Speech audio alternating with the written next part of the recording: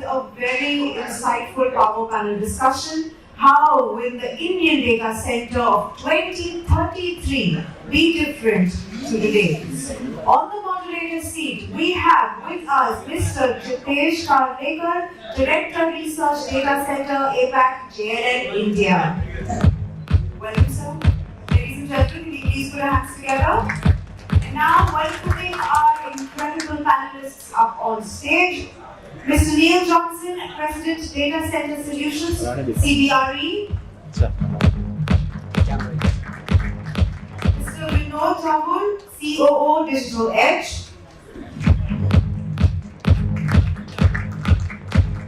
Mr. Manish, Shangari, Vice President, AECOM. And Mr. Amit Agarwal, Chief Business Officer, Werks Data Centers, India. Now I will hand over the further proceedings of this session to our moderator, Mr. Karlekar. Over to you, sir.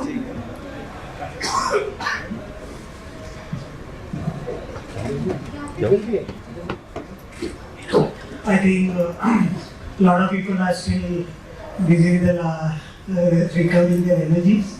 In the meanwhile, we just start. I think the W.Media has given me a very challenging task to start a conference panel which immediately starts after the lunch. So yeah, so it would be really interesting if the audience also be a part of this panel discussion. Just to start with the topic which says Indian data center industry in 2033, which means we are looking at the decadal growth of the Indian data center industry. 10 years ahead, what could be the crystal review that we look at. And for to give us a perspective on this, we have experts on the panel, and I would request each of the panelists to introduce themselves in terms of their specialization in the industry, which can help us to look at various aspects of the Indian data center industry in 2023. I request you to start. Yeah, really nice to meet you all. Thank you for finishing lunch early. One thing I should point out is I work for CBRE and I look after our data center solutions business. I'm the global president. That means that I find myself responsible for nearly 800 facilities in 45 countries with a team of 4,000 people. Now that does make me sound like an expert, which isn't particularly true, but this is my first ever trip to India. I've been in India for 3 days, as of this afternoon, and found myself on a panel talking to a load of people that know more about the Indian market than me. So hopefully I can bring a bit of a global perspective to the conversation, but really nice to meet you. Yeah, Neil, thank you and welcome to India. I hope you had, and your stomach is keeping you fine on that. So far, so good. Yeah, thank you. And I think I must first start with thanking the W.Media sponsoring us to be part of the discussion. Interesting discussion. Why interesting? Because the next couple of years, I'll be the third decade of data centers. So my journey in data centers started like from 2005-6 onwards. And I've seen 3 generations of data centers, right from simple co-location services, hyperscale requirement, and today the buzzword is AI. So looking forward to the next decade of how the AI will span out on that. And my own perspective, let's discuss with the panel. I represent Digital Edge, I'm the Chief Operating Officer. Digital Edge is a relatively new platform spread across Asia Pacific, but has been clocking expressive and very fast growth across the regions. Within 3 to 4 years, we have clocked more than 250 megawatt of capacity. In India, we are coming in a bag, close to 300 megawatt in Mumbai campus. So happy to be part of the discussions. I would really like to hear from others and take away some good pointers. Thank you. Thank you, Vinod. Thanks W.Media on my side as well for bringing us all together in this interesting conversation. I think this will set a path for all of us to continue talking together in the forum and find ways to collaborate, because it's such a wide industry, data center, no one partner or player in the entire life cycle can solve the issues which will come and harness the opportunity which will come in the next decade. My name is Manish Shangari. I'm Vice President at AECOM. I look at the data center and technology business for Asia Pacific region. I started focusing on data center from somewhere around 2013. I was in power sector before that. And what an amazing journey I've seen from something like 2 people. From consulting and advisory side, we do design, we do engineering, and sometimes help client commission as well. We are now 800 people delivering data centers all across Asia Pacific region. More than 500 megawatt already kind of either delivered or to be delivered. We work with all hyperscalers, colo clients, enterprise, as well as government. So at least from India perspective, we've seen that sea change. And it'll be interesting to talk to the project management side. We have advisory side with us. We have a developer also with us and operator as well. So I think it's a great panel. And it'll be interesting talking to all of you this afternoon. Thanks, W.Media, for giving us a topic where nobody can contradict because we are predicting the future. So, I completely agree with my fellow panelists that the tremendous journey that we have seen in the last 20 years from the data center perspective, and especially in India, has been really transformative.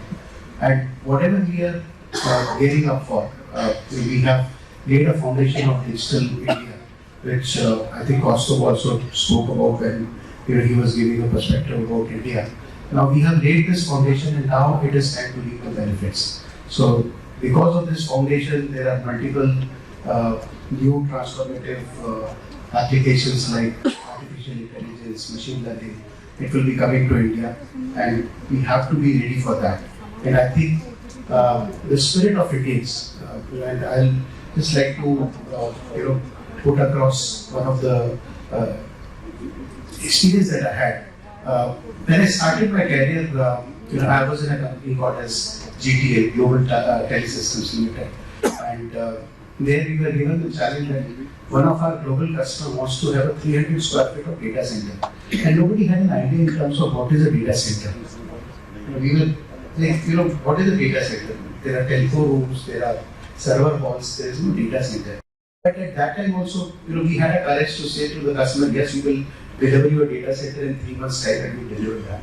So, it was a 300 square feet data center. Now, we're now working in Iron Mountain Werks data centers, where in a span of less than 2 years, we spreaded our wings to multiple cities. We have now our data centers operational in 5 different cities and 6 facilities. We have taken up a space in Chennai. We will be starting a data center soon over there as well. So, delivering at time, delivering scale, and being ready for the future is all about what you experience as a data center operator. So, it would be nice to share my thoughts on that. Thanks. So thanks to all the panelists. As you can see, there has been a wide range of experience that is sitting on this desk. So if you just total up, I think half our speakers couldn't join us, who would have got the hyperscale experience along with us. So collectively, I and we almost cover the entire ITC market of globally of data centers. And apart from that, we have each one who is expert in this entire value chain. Now, whenever we want to focus look back into future, the best way is to look at where we. So there is a 3 continuum like past, present, and future. So I'd like to ask audience some of the things which you are thinking are really right now there, but were not there in 2013. Say just to give an example, like web series or any online on-demand video was not there in 2013. Can some instances be given by the audience as to what was not there in 2013 and what is there in 2023, which we are taking it for granted? So I just to keep the discussion live, just wanted some feedback from the audience as to what was there in 2023 but was not there in 2013.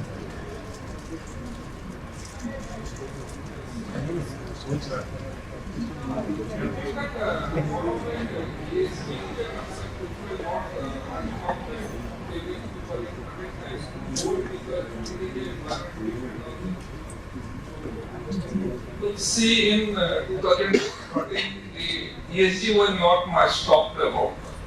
So now it will come because the environment is one of the top of the curve and one of the top risks. It's come up in this global topic. So it's Nice one.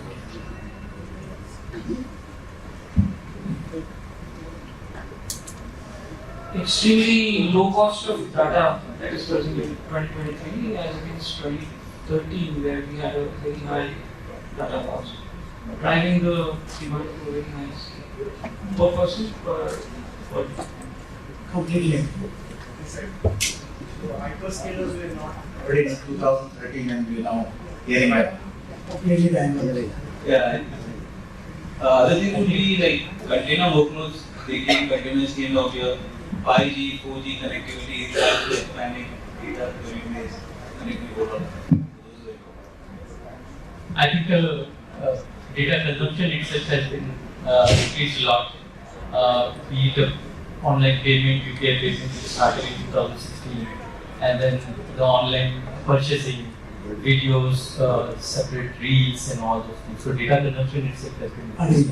The rise in e-commerce and the fintech industry rise. I think I understand highest transactions per minute are in India. So that all. Thanks. Anybody else to want to share? Biggest enabler has been the pandemic, unfortunately. COVID, we shifted most of the people onto the cloud side. So, I mean, unfortunate, but good for the cloud industry. It's a silver lining. Yeah, thanks for your participation. So, just to give more data sense as to how we have moved out over the last 10 years, and what are the some number projections which are being estimated over the years. So, Indian GDP was 10th largest GDP in 2013. In 2023, we are already 5th largest, and we are expected to be third largest by 2030. So, by 2033, we will be surpassing Japan in terms of the GDP. So it also needs a lot of incomes, a lot of spending power, and a growing class of consumers who would be driving this data usage. Just to put this in the perspective of data center industry, a rough estimates was that data center industry might have been around 150 to 200 megawatt in 2013. Today it's around 800 megawatt, it's already crossed up. And if you look at the ambitions and the play plans, we should not end anything less than 4,000 megawatt, that is 4 GB. But this is not into account, this is still not accounting for the AI-led growth that is very difficult to project right now. The 5G growth that is expected to come out. Second number which I would like to highlight is in 2013 we used to say GB, the data speed was in GBs. Right? So now it is in 17 GB. So initially the speed was 0.27 GB was the download speed. Today it is per person usage is 17 GB and it is expected to be 62 GB by 2028. So another 5 years, you just imagine the kind of humongous growth that will be there in data. And obviously when we mean data, so data center is the base of all these things. So it would not be exaggerated to say that digital infrastructure, data center would be the backbone of the digital infrastructure that we would be seeing into. Then obviously the social media is booming in India and that will also bring in a lot of growth in the user sets. So, and one of the most important contribution of India is in terms of UPI, the digital payment transactions which we are into. We almost have something like 2,350 transactions per second happening in India. Now when he looks at his mobile, remember that everything goes to the data center, everything is routed to a data center.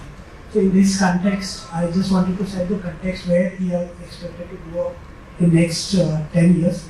And with that in perspective, I would like to ask the panelists a few questions which would be indicating what kind of changes we are expecting. So when we look at such kind of humongous growth, obviously there will be delivery expectations, there will be expectations of deliveries from data centers.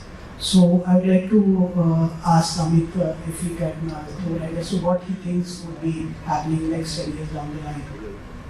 No, I think everybody has expected changes that we have seen from last 10 years.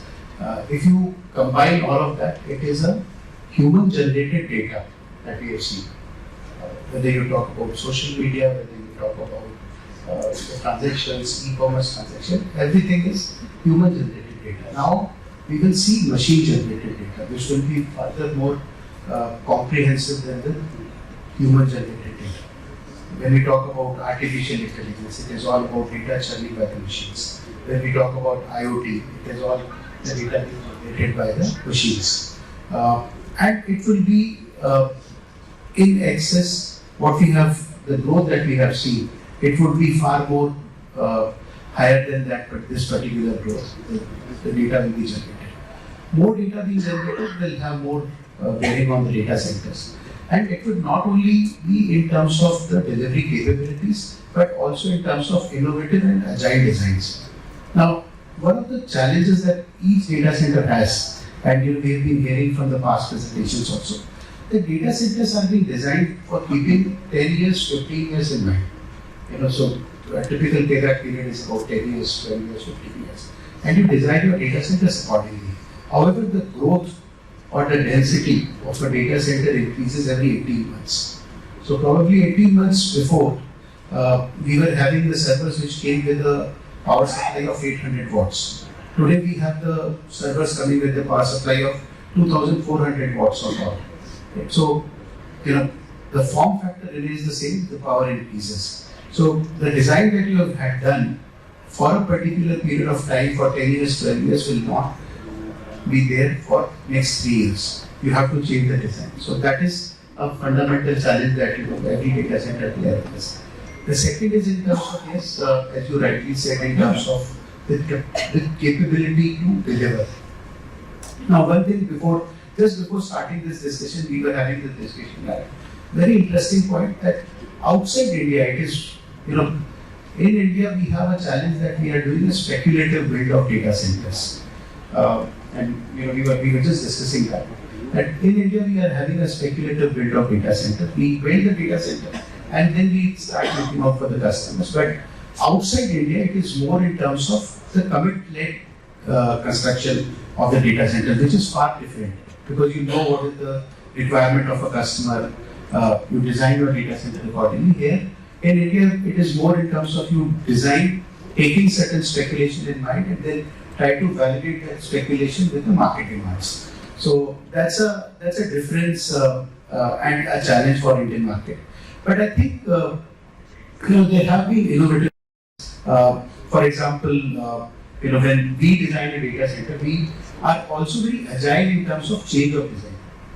So if we are designing for a particular capacity, because we have to cater to a customer who has a enterprise customer typically still has about 6 kilowatt of power utilization versus a hyperscale customer or a high dense customer who has a requirement of 20 kilowatts. And with the same design, how do you metaphor your data center to cater to the requirements? So this is something that uniqueness that you have to get into your data center, which we are quite successfully doing, which helps you in terms of the service delivery capabilities. Manish, you would like to add something? Thank you. Thank you for adding the perspective. I would definitely like to add some thought of how a data center 10 years down the line or industry would be, but I would like to do a twist on that because there's a lot of technical jargon going on. I would like to simplify it and maybe try and combine this together. I see the change happening in the last few decades from a simple perspective of us taking our pictures and storing them in albums and then keeping those albums on shelf and moving from there to taking those pictures and putting them in a hard disk or a soft copy in your own computer to now in your Apple phone putting in cloud. So this basic shift which is happening, you're moving away from digital to cloud is exactly what the data center space is moving into. There's a lot more data coming out from whether it's from EV cars or whether from IoT instruments or different devices coming in, operation, maintenance, construction, various type of financial institutions. So there's a lot of extra data coming in, which will definitely drive the demand. But the shift which I see will happen is, as Amit was mentioning, there will be a lot of AI-driven data which is coming from the machine learning itself, which means the ecosystem of data center will change. I remember about a decade back, we used to design data centers as a computer room in an office building.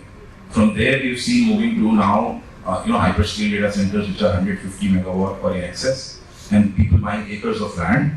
And I think in future these will be data lakes or data farms or data, mega data, engines. But the moment we get into this space, the things which will affect us would be the shortage of power. It will be very important for us to make sure that this cloud compute is sustainable in terms of pricing, and there is very little power right now for the predicted demand which will come in. The second most important thing which will drive the data center industry is the sustainability angle which is coming in. And as rightly said by you, sir, in the beginning, ESG is coming in. Earlier we had liberty to design or operate data centers at much lower efficiency PV levels. Everybody is driving towards much more cleaner and holistic development of data centers. Some people mentioned this morning, more inclusive workforce, giving back to society, inclusion of the local community, farmers, everybody. So it's a lot more responsible way of working towards it. So if we actually change the way we operate in this industry, it will become much more responsible, much more mature industry. And the third piece which will come would be around technology, which is everyday changing. So I think 10 years down the line, there will be massive data center farms established close to the connectivity points, but there will be a lot more smaller edge compute data center required, which will be closer to the user.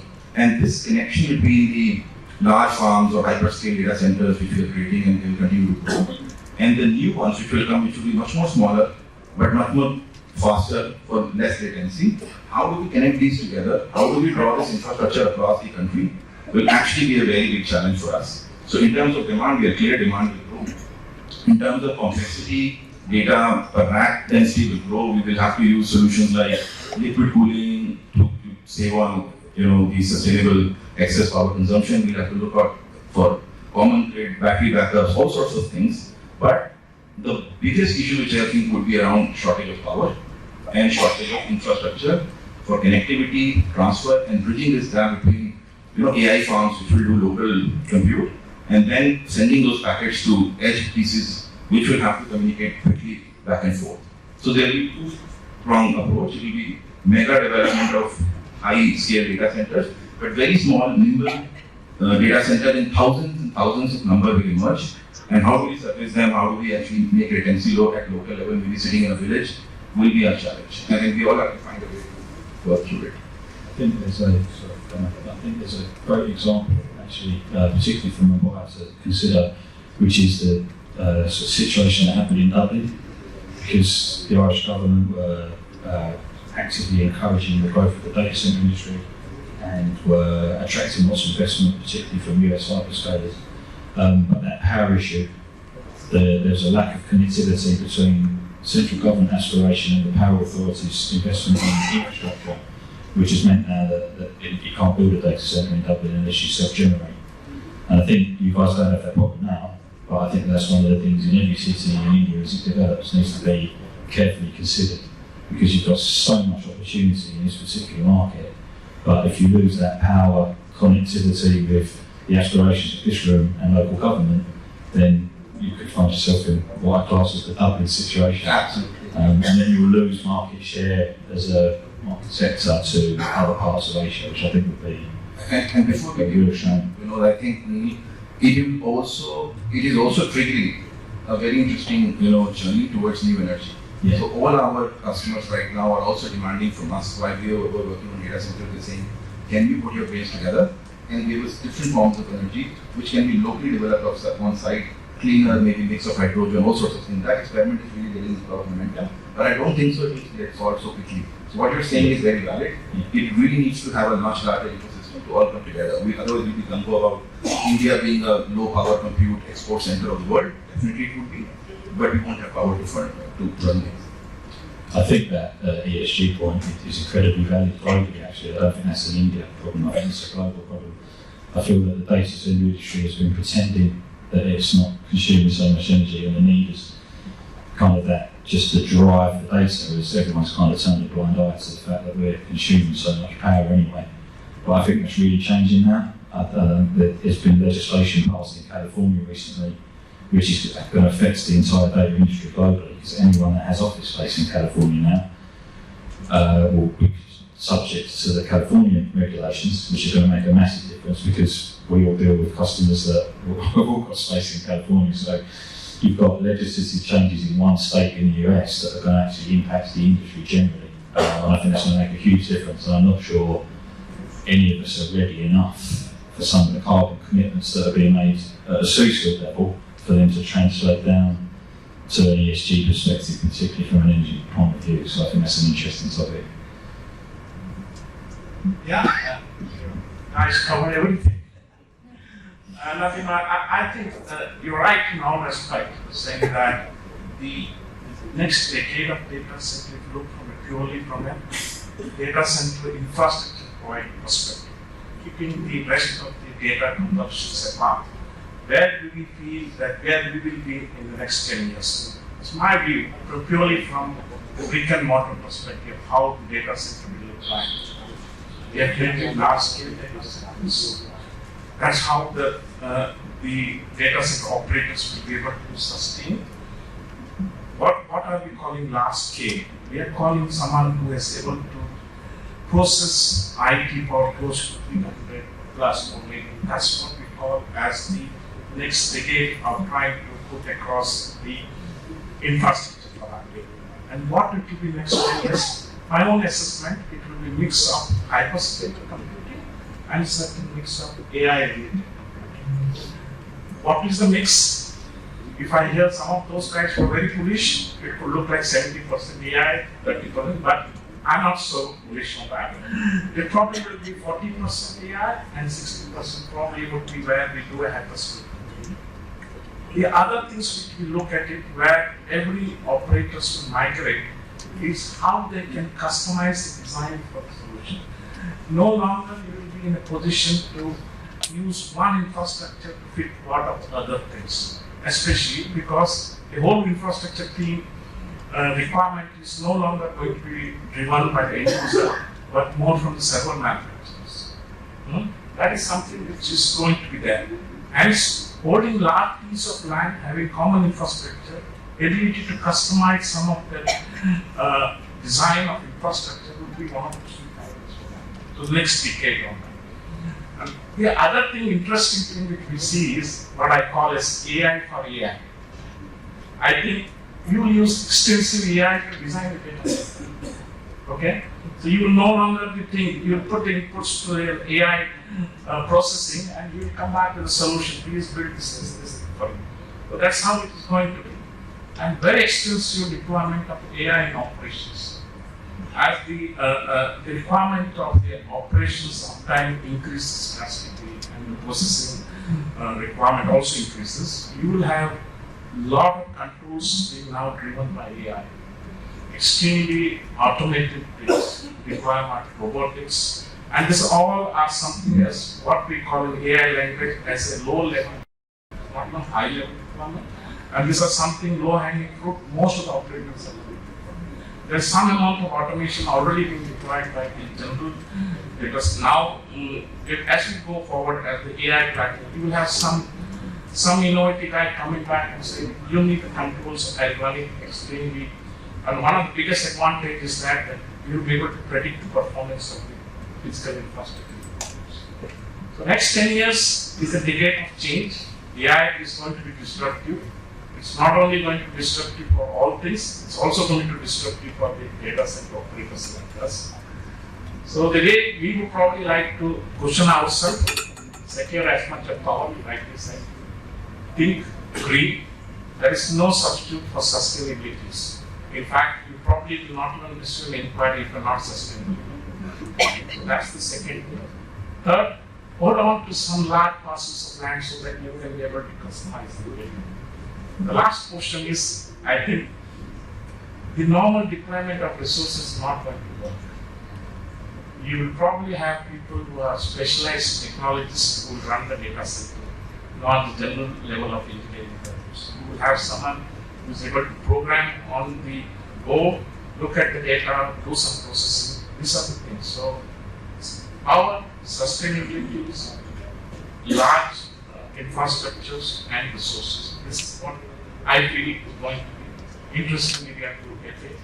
We'll watch the space. I think I'm honored to have such a experienced panel that they have covered all my questions in one go, leaving with very few things. I think one thing we need to recognize that, and we need to be proud of us as part of data center industry, is that this is the industry which has been responsive and is acknowledging that though we are consuming power, we will try to ensure that it will be more sustainable, green in nature, unlike a lot of industries which are not even close to acknowledging this, whether it's a manufacturing sector or other sectors. So I think we need to look at it more proudly that this is an industry which is very responsive. The users are very responsive, especially the hyperscalers, the cloud players, who are ensuring that they don't negatively impact the environment. And that's something which we need to always highlight in any of the forums, that though for this industry, power is the main source and it's a challenge, I think we are addressing it better than any other industry which is right now existing. So just to add on to that, I think for a data center, power is raw material.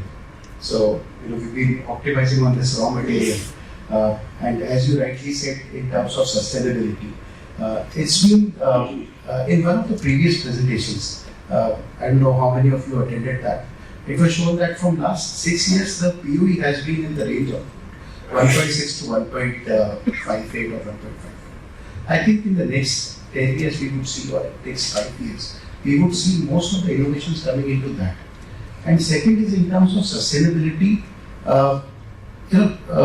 right now all the adoption of renewable sources that has been done is in terms of optimization of the cost of running a data center.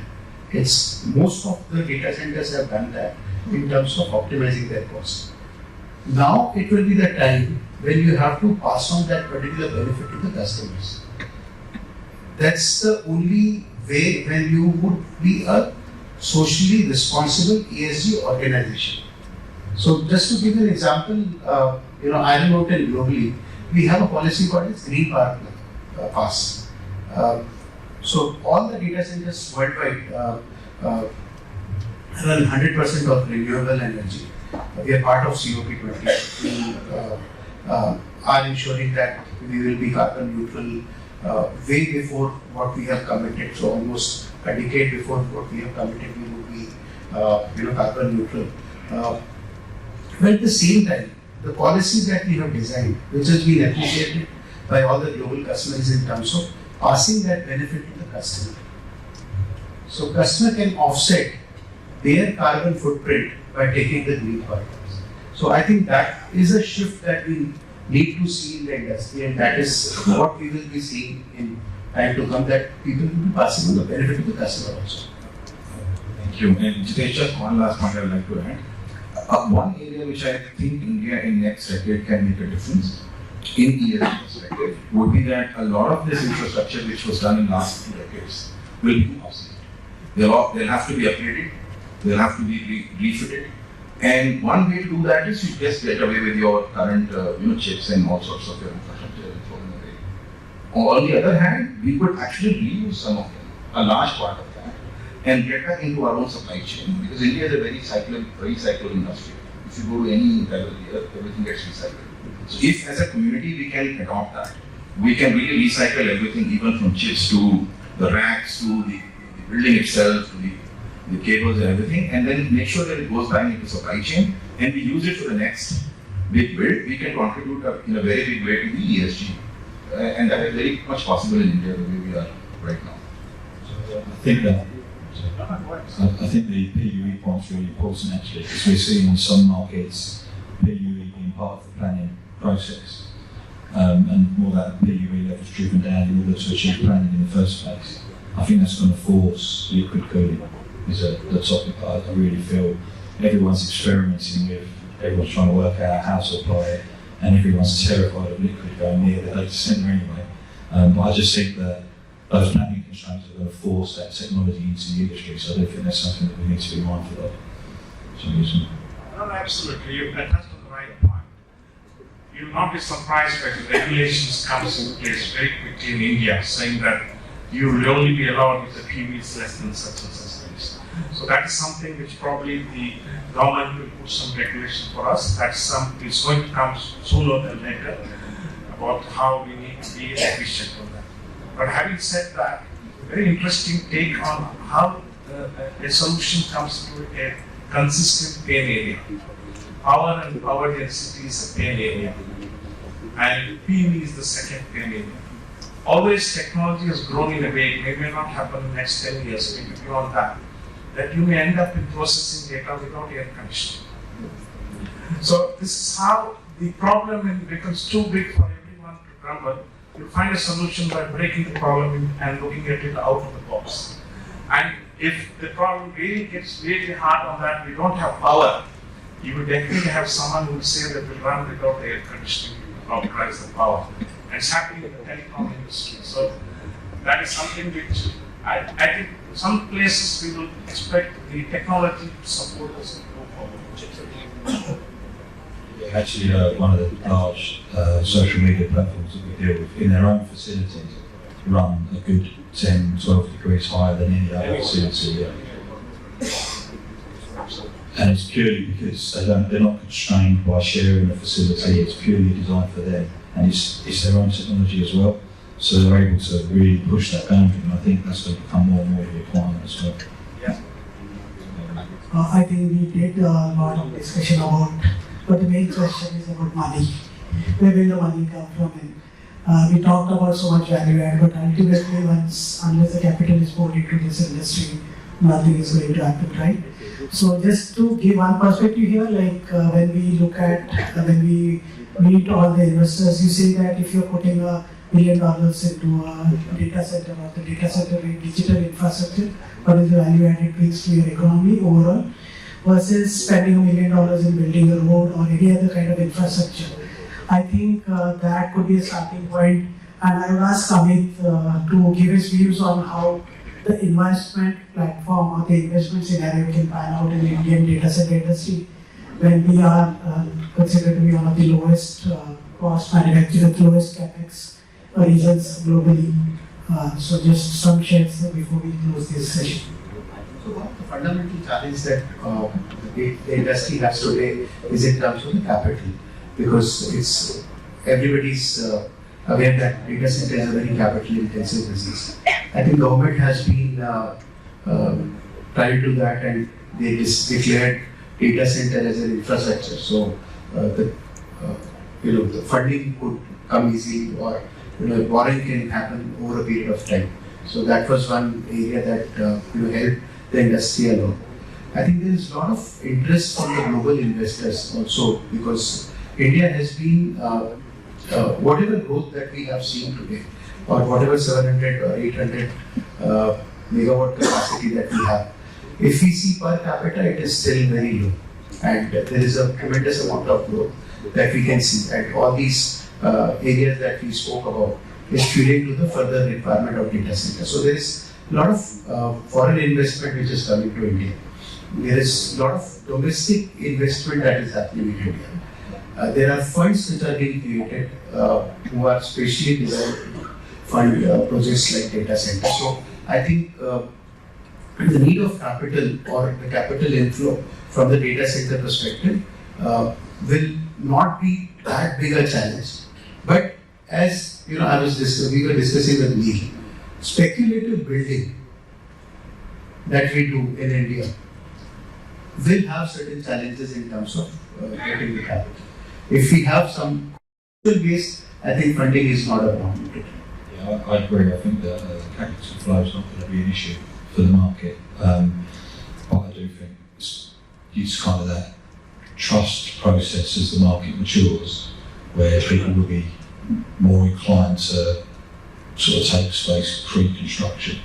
I think that will help shape the market. But I actually think that India's ahead of a lot of other emerging markets in terms of being able to achieve that. I think you guys have got an advantage over some of your peers. But I think the other thing that will happen with a lot of the venture capital that's sort of flooding into the industry at the moment because of the attractive returns, I think what we'll see and what we've seen in other markets, there'll be a point in time where there'll be quite a lot of consolidation of the different operators in the market. So I think that's something that probably in this next time frame we're discussing, I would say in 5 to 6 years' time, there'll be a lot of people that are investing now that will, in 5 to 7 years, definitely want to return that capital. And I think that's when you'll see consolidation in the market. I think I would like to have this discussion. Actually, W.Media has done injustice by giving only 30 minutes to discuss a 10-year scenario.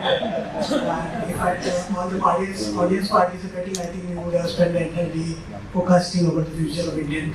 But all I said, to sum it up, it's a great future for the industry, and it's glad, and I think that we are privileged to be a part of this industry.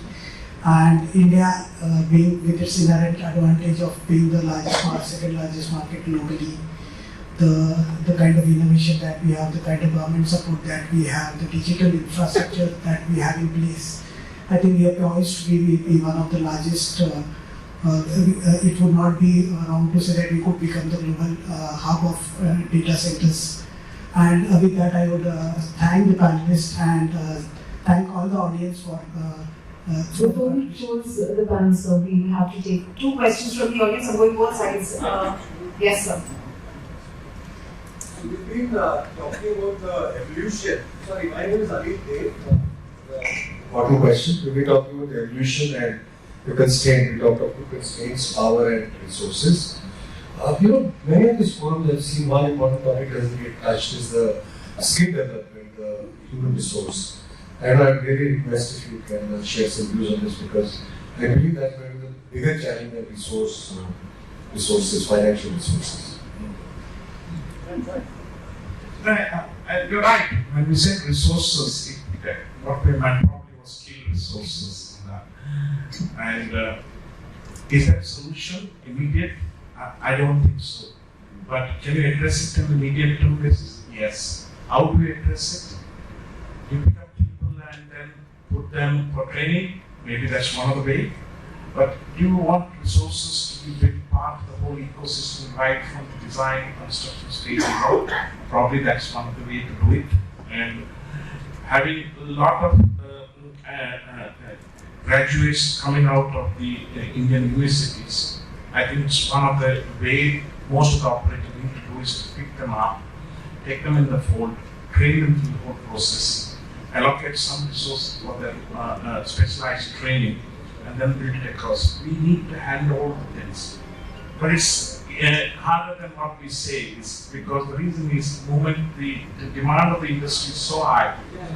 The moment he gets trained for 2 years, he jumps to new organizations. And you suddenly feel, oh my God, I spent so much of dollars on him, now he's gone there. But I think if the whole industry comes together and starts training on the fundamentals of how we need to build skill resources, even though to jump from one place to one, at least we have skilled people jumping from one place to another place. That's a bit of it. You'd probably like to add something. Well, I just think it's a great point. It's a challenge that we face as an organisation all the time. It's a global problem, not an India problem. It's the same in every single market. In fact, in some of the really established, mature markets, it's an even bigger issue because they've swallowed up all of that resource. But I think that there'll be some automation, and I think that some of the benefits of AI and that will make some impact on that. But my personal view is that skill challenge is going to be ever present.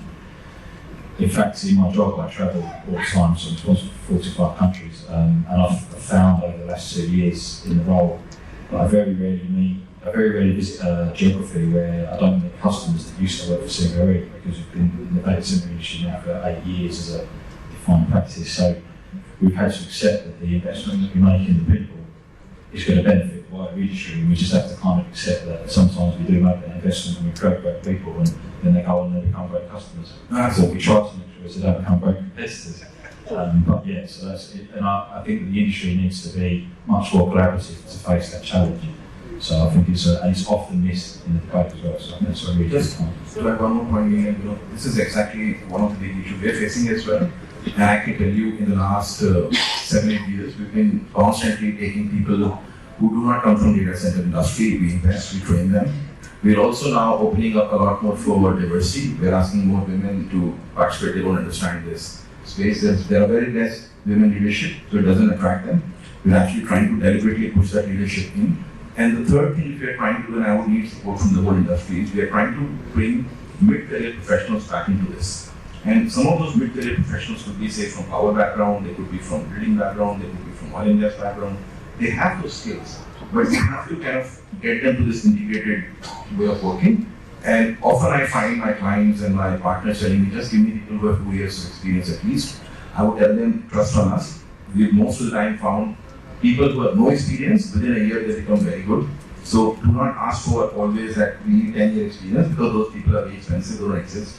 And we should be more collaborative, adaptive in letting the new or the old or the mid levels coming in back into this sector, because it is wanting that kind of talent to be here. And you can make out within a few months whether the talent would pick up or not. Often I find they pick up very quickly. So we should be more open. Okay, next question, please. Yes. I'll make it very simple from perspective as yes or no kind of question, because you're looking 2033 crystal ball, racing kind of. So 10 years from now, when Western media would be doing the event over here, will there be more data center players or less data center? My prediction for what it's worth would be less. I would say it would be definitely less compared to the percentage of market per, market per player would be less. If market becomes 40 times, obviously we could still have the same number of incremental. If we see the total megawatt per player, would be much less. So there will be a lot of consolidation. There's a lot of speculative building happening to be bought up. Some will fall off. Just to sum it up, there'll be more innovative players in the market. Okay, in the interest of time, I'll have to cut this session short. Mr. Karlekar, please tell us which was the more relevant question.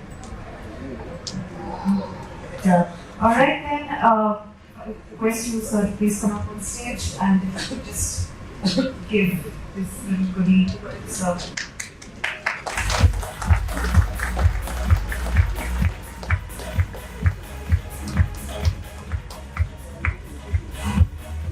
And now I would request our moderator, Mr. Karlekar, to please present a souvenir from Fuji Electric to our panelists. First, to Mr. Neil Johnson, President Data Center Solutions, CBRE. Next, to Mr. Vinod, CEO, Digital Edge. Next, to Mr. Manish, Shangari, Vice President, AECOM.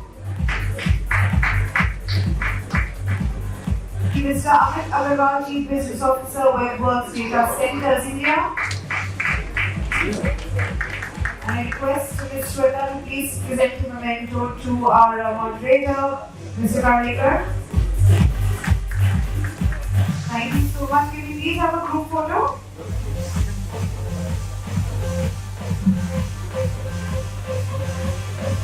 Ladies and gentlemen,